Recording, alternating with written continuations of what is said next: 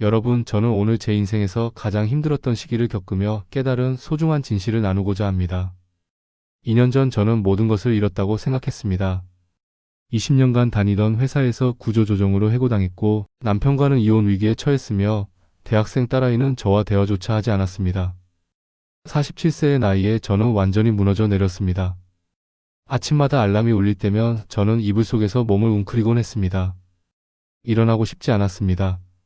하루를 시작하는 것 자체가 너무나 버거웠습니다. 세수를 하고 거울을 볼 때마다 낯선 사람이 저를 바라보는 것 같았습니다. 초췌하고 생기 없는 얼굴, 깊어진 주름, 힘없이 처진 어깨. 이 사람이 정말 나일까 하는 생각이 들었습니다. 매일 아침 눈을 뜰 때마다 가슴이 먹먹했습니다. 무거운 돌덩이가 가슴을 짓누르는 것 같았습니다. 숨 쉬는 것조차 힘들었습니다. 거울을 볼 때마다 초라하고 무가치한 사람만 보였습니다. 친구들의 전화도 받기 싫었고 세상 모든 사람이 저를 손가락질하는 것 같았습니다. 밤이면 불면증으로 천장만 바라보며 눈물을 흘렸습니다. 제 인생은 완전히 실패했다고 생각했습니다. 회사에서 해고 통보를 받던 그날을 저는 평생 잊을 수 없습니다. 인사팀장이 저를 회의실로 불렀습니다. 차가운 회의실 책상을 사이에 두고 앉았을 때 이미 불길한 예감이 들었습니다. 회사 구조조정으로 당신의 자리가 없어졌습니다. 한 달치 급여를 보상금으로 드리겠습니다. 그 말을 듣는 순간 머리가 하얘졌습니다. 20년간 밤낮 없이 일했는데 이렇게 쉽게 버려지는구나 하는 생각이 들었습니다. 집으로 돌아오는 길에 저는 차 안에서 한참을 울었습니다. 남편에게 뭐라고 말해야 할지 막막했습니다. 딸아이의 대학 등록금은 어떻게 해야 할지 걱정이 앞섰습니다. 저는 집 앞 편의점 주차장에 차를 세우고 1시간 넘게 앉아 있었습니다. 집에 들어갈 용기가 나지 않았습니다. 남편에게 사실을 말했을 때 남편의 표정이 굳어지는 것을 보았습니다. 남편은 아무 말도 하지 않고 방으로 들어갔습니다. 그날 밤 저희 부부는 한마디도 나누지 않았습니다. 그 침묵이 저를 더욱 짓눌렀습니다. 저는 남편을 실망시켰다는 생각에 잠을 이룰 수 없었습니다. 딸아이는 제 상황을 알고 나서 더욱 냉랭해졌습니다. 엄마는 항상 제게 열심히 살라고 하더니 정작 엄마는 실패했네요. 그 한마디가 제 가슴에 비수처럼 꽂혔습니다. 저는 딸의 방문 앞에서 한참을 서 있다가 그냥 돌아섰습니다. 무슨 말을 해야 할지 알 수 없었습니다. 그 후 몇 달간 저는 집 안에만 틀어박혀 지냈습니다. 이력서를 넣었지만 나이 때문인지 연락이 오지 않았습니다. 47세 여성을 채용하려는 회사는 없었습니다. 면접을 보러 갈 때마다 젊은 지원자들 사이에서 저는 너무나 초라해 보였습니다. 면접관들의 시선에서 저는 이미 탈락자라는 것을 읽을 수 있었습니다. 저는 점점 더 우울해졌습니다. 하루 종일 소파에 앉아 멍하니 TV만 보았습니다. 머리를 감는 것도 귀찮았고 화장을 하는 것도 의미 없게 느껴졌습니다. 친구들이 연락해도 핑계를 대고 만나지 않았습니다. 제가 실패한 사람이라는 것을 들키고 싶지 않았습니다. 동창회 모임 알림이 왔지만 저는 답장도 하지 않았습니다. 남편과의 관계는 더욱 악화되었습니다. 저는 남편을 피했고 남편도 저를 피했습니다. 같은 집에 살지만 마치 남남처럼 지냈습니다. 식사 시간도 따로 하고 주말에도 각자의 방에서 시간을 보냈습니다. 이혼이라는 단어가 저희 사이를 맴돌았습니다. 하지만 누구도 먼저 그 말을 꺼내지 않았습니다. 그러던 어느 날 아침 저는 작은 교회 앞을 지나가다 발걸음을 멈췄습니다. 15년 만에 처음으로 교회 문을 열고 들어갔습니다. 왜 그곳에 들어갔는지 저도 잘 모르겠습니다. 그냥 발걸음이 그곳으로 향했습니다. 교회는 텅 비어 있었고 조용했습니다. 저는 맨 뒷좌석에 앉아 한참을 그대로 있었습니다. 그때 한 분이 제 옆에 앉으셨습니다. 교회 목사님이셨습니다. 목사님은 조용히 제 옆에 앉아 계시다가 부드럽게 말씀하셨습니다. 무슨 일이 있으신가요? 저는 그 질문에 눈물이 터져 나왔습니다. 저는 목사님께 제 이야기를 모두 털어놓았습니다. 회사에서 해고당한 것, 남편과의 관계, 딸아이와의 갈등 모든 것을 말씀드렸습니다. 목사님은 제 이야기를 끝까지 들어주셨습니다. 중간에 끊거나 조언하지 않으시고 그냥 들어주셨습니다. 제 이야기가 끝났을 때 목사님은 저를 바라보며 말씀하셨습니다. 하나님은 당신이 실패했다고 생각하는 그 순간에도 당신을 사랑하시고 당신을 위한 완벽한 계획을 가지고 계신다고 말입니다. 그 말씀이 제 가슴을 관통했습니다. 저는 그 순간 무언가가 제 안에서 부서지는 것을 느꼈습니다. 오랫동안 쌓아온 자기 비난과 수치심의 벽이 무너지는 것 같았습니다. 저는 그날 오후 내내 교회에 남아 기도했습니다. 저는 그날부터 매일 아침 기도하기 시작했습니다. 처음에는 어색했습니다. 무슨 말을 해야 할지 몰랐습니다. 하지만 매일 아침 일어나 하나님께 제 마음을 털어놓으며 조금씩 변화가 시작되었습니다. 제가 스스로를 얼마나 학대하고 있었는지, 얼마나 남의 시선에 휘둘리며 살았는지 깨닫기 시작했습니다. 저는 성경책을 펼쳤습니다. 오랫동안 먼지만 쌓여있던 성경책이었습니다. 페이지를 넘기며 말씀을 읽을 때마다 위로를 받았습니다. 수고하고 무거운 짐진 자들아 다 내게로 오라 내가 너희를 쉬게 하리라. 그 말씀이 제 마음에 와닿았습니다. 3개월이 지났을 때 놀라운 일이 일어났습니다. 우연히 만난 옛 동료로부터 작은 프로젝트 제안을 받았습니다. 퇴사 후 창업한 그 동료는 프리랜서로 일할 사람을 찾고 있었습니다. 처음에는 자신이 없었습니다. 제가 무슨 일을 할 수 있을까 하는 의구심이 들었습니다. 하지만 제 안에서 작은 목소리가 들렸습니다. 할 수 있다고, 당신은 가치 있는 사람이라고 말하는 목소리였습니다. 저는 용기를 내어 그 일을 시작했습니다. 처음에는 작은 일이었습니다. 보고서를 작성하고 자료를 정리하는 단순한 업무였습니다. 하지만 저는 최선을 다했습니다. 밤을 새워가며 완벽하게 일을 마쳤습니다. 그 동료는 제 일 처리에 매우 만족했고 더 많은 일을 맡겼습니다. 그 작은 프로젝트는 생각지도 못한 성공을 거두었습니다. 입소문이 나면서 다른 회사들로부터도 연락이 왔습니다. 6개월 만에 저는 제 사무실을 차릴 수 있었습니다. 작은 사무실이었지만 제게는 새로운 시작이었습니다. 명함에 제 이름과 함께 대표라는 직함이 찍혔을 때 저는 눈물이 났습니다. 하지만 더 큰 변화는 제 내면에서 일어났습니다. 저는 더 이상 남의 인정이 필요하지 않았습니다. 제 가치가 직장이나 직함이나 남의 평가에 달려있지 않다는 것을 깨달았습니다. 저는 하나님의 자녀로서 존재 자체로 귀한 사람이라는 것을 알게 되었습니다.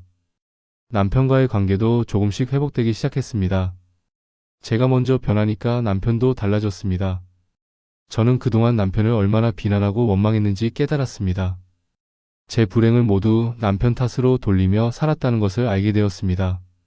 어느 날 저녁 저는 남편 앞에 앉아 진심으로 사과했습니다. 여보 미안해요. 그동안 당신을 너무 힘들게 했어요. 제가 너무 이기적이었어요. 제 말에 남편의 눈에 눈물이 고였습니다. 남편도 미안하다고 말했습니다. 저희 부부는 그날 밤 오랜만에 진솔한 대화를 나눴습니다. 서로의 마음을 털어놓고 이해하는 시간을 가졌습니다. 그날 이후 저희 관계는 서서히 회복되기 시작했습니다. 딸아이와의 관계는 더 극적으로 변했습니다. 제가 딸에게 얼마나 많은 기대를 걸고 압박했는지 깨달았습니다. 제 불안과 두려움을 딸에게 투사하며 살았던 것입니다. 저는 딸에게 긴 편지를 썼습니다. 그동안 미안했다고, 엄마도 완벽하지 않은 사람이고 많이 부족하다고, 그래도 딸을 진심으로 사랑한다고 썼습니다. 편지를 쓰는 내내 눈물이 멈추지 않았습니다. 딸은 그 편지를 읽고 제 방으로 찾아왔습니다. 딸의 눈에도 눈물이 가득했습니다. 딸은 저를 꽉 안아주었습니다. 엄마, 저도 미안해요. 엄마가 얼마나 힘들었는지 이해하지 못했어요. 저희 모녀는 그날 밤 오랜만에 함께 울었습니다. 그리고 많은 이야기를 나눴습니다. 그날 이후 딸은 다시 저에게 마음을 열었습니다. 지금 돌이켜보면 그 고통의 시간이 저에게는 가장 큰 축복이었습니다. 만약 그 어려움을 겪지 않았다면 저는 여전히 남의 시선에 휘둘리며 불안과 두려움 속에서 살고 있었을 것입니다. 저는 바닥까지 떨어져야 진정한 자유를 찾을 수 있었습니다. 모든 것을 잃었다고 생각했을 때 오히려 가장 중요한 것을 발견했습니다. 여러분께 꼭 전하고 싶은 말이 있습니다. 지금 당신이 아무리 힘들어도, 아무리 절망스러워도 당신은 혼자가 아닙니다. 하나님은 당신을 사랑하십니다. 당신이 실패했다고 생각하는 그 순간에도, 당신이 무가치하다고 느끼는 그 순간에도 하나님은 당신을 향한 완벽한 계획을 가지고 계십니다. 당신은 남의 인정이 필요 없습니다. 당신의 가치는 직장, 학벌, 외모, 돈으로 결정되지 않습니다. 당신은 존재 자체로 귀하고 소중한 사람입니다. 다른 사람의 말에 휘둘리지 마세요. 세상의 기준에 자신을 맞추려 하지 마세요. 하나님의 기준으로 자신을 바라보세요. 저는 이제 압니다. 진정한 행복은 외부 조건에서 오지 않는다는 것을 말입니다. 진정한 평화는 내 안에서 시작된다는 것을 말입니다. 하나님의 사랑을 받아들이고 그 사랑으로 자신을 바라볼 때 모든 것이 달라집니다. 세상이 주는 성공과 인정은 일시적이지만 하나님의 사랑은 영원합니다. 당신이 지금 직장을 잃었다면 그것은 끝이 아닙니다. 더 좋은 기회를 향한 시작일 수 있습니다. 당신이 지금 관계에서 상처받았다면 그것은 더 건강한 관계를 배우는 과정일 수 있습니다. 당신이 지금 건강 문제로 힘들다면 그것은 진정으로 중요한 것이 무엇인지 깨닫는 시간일 수 있습니다. 모든 어려움 뒤에는 더 큰 축복이 기다리고 있습니다. 모든 어려움에는 의미가 있습니다. 모든 고통에는 목적이 있습니다. 우리는 그 한가운데 있을 때는 보지 못하지만 시간이 지나면 하나님의 손길을 발견하게 됩니다. 저는 지금 제가 겪었던 그 힘든 시간에 감사합니다. 그 시간이 없었다면 지금의 저는 없었을 것이기 때문입니다. 그 시간을 통해 저는 진정한 저를 발견했습니다. 여러분 인내하세요. 포기하지 마세요. 하나님의 시간표는 우리의 시간표와 다릅니다. 우리가 원할 때가 아니라 가장 적절한 때에 응답하십니다. 그 시간을 신뢰하세요. 그 과정을 받아들이세요. 조급해하지 마세요.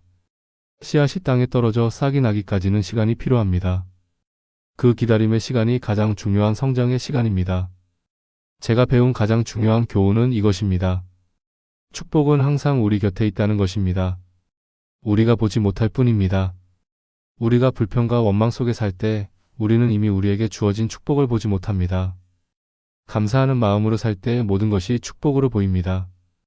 아침에 눈을 뜰 수 있는 것, 사랑하는 가족이 있는 것, 밥을 먹을 수 있는 것, 이 모든 것이 축복입니다. 저는 지금도 완벽하지 않습니다. 여전히 힘든 날들이 있습니다. 사업이 잘 안 풀리는 날도 있고 가족과 갈등이 생기는 날도 있습니다. 하지만 저는 더 이상 혼자가 아닙니다. 하나님이 저와 함께 계신다는 것을 압니다. 그 확신이 저를 지탱해 줍니다. 힘든 순간에도 저는 기도합니다. 그리고 평안을 얻습니다. 당신도 그럴 수 있습니다. 당신의 상황이 아무리 절망적으로 보여도 하나님은 그 상황을 역전시킬 수 있습니다. 당신이 할 일은 단 하나입니다. 믿고 맡기는 것입니다. 조급해하지 말고 불안해하지 말고 하나님의 완벽한 계획을 신뢰하는 것입니다. 그분은 당신을 실망시키지 않으실 것입니다. 저는 여러분께 약속합니다. 당신이 진심으로 하나님을 찾고 그분의 음성에 귀 기울이고 그분의 인도하심을 따른다면 당신의 인생은 반드시 변화될 것입니다. 그것이 언제인지는 모르지만 반드시 그날이 올 것입니다. 저처럼 말입니다. 저도 처음에는 믿지 못했습니다. 하지만 지금은 확신합니다. 당신의 눈물이 기쁨으로 바뀔 것입니다. 당신의 슬픔이 춤으로 바뀔 것입니다. 당신의 두려움이 용기로 바뀔 것입니다. 당신의 절망이 희망으로 바뀔 것입니다. 이것은 제가 직접 경험한 것이기에 확신을 가지고 말씀드립니다. 이것은 단순한 위로의 말이 아닙니다. 제가 살아낸 이야기입니다. 가족 관계가 힘드신가요? 하나님께 맡기세요. 경제적으로 어려우신가요? 하나님께 맡기세요. 건강이 좋지 않으신가요? 하나님께 맡기세요. 미래가 불안하신가요? 하나님께 맡기세요. 그분은 당신을 실망시키지 않으실 것입니다. 저는 모든 것을 맡겼을 때 진정한 자유를 경험했습니다. 저는 지금 제 인생에서 가장 행복한 시기를 보내고 있습니다. 제 사업은 생각보다 훨씬 잘 되고 있습니다. 하지만 그것보다 더 중요한 것은 제 마음의 평화입니다. 저는 더 이상 남과 비교하지 않습니다. 더 이상 세상의 기준에 저를 맞추려 하지 않습니다.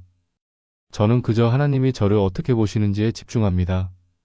그것만으로 충분합니다. 그 시선으로 저를 바라볼 때 저는 완전히 자유롭습니다. 누가 뭐라고 하든 상관없습니다. 제 가치는 변하지 않습니다. 이 자유를 여러분도 경험하시기를 진심으로 바랍니다.